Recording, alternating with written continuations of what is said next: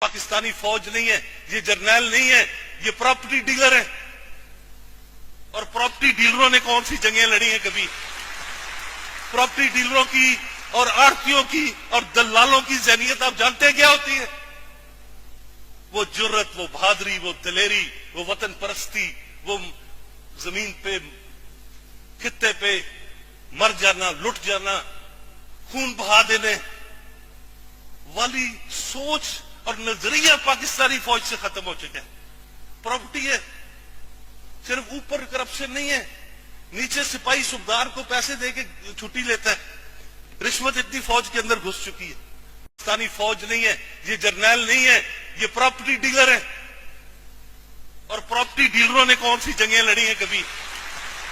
Property ڈیلروں کی اور آڑتیوں کی اور دلالوں کی ذہنیت آپ جانتے ہیں کیا ہوتی ہے؟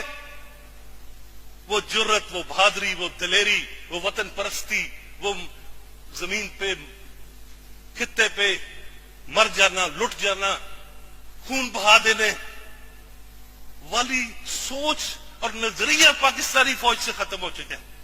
پراپرٹی ہے، صرف اوپر کرپشن نہیں ہے، نیچے سپاہی صوبدار کو پیسے دے کے چھٹی لیتا ہے۔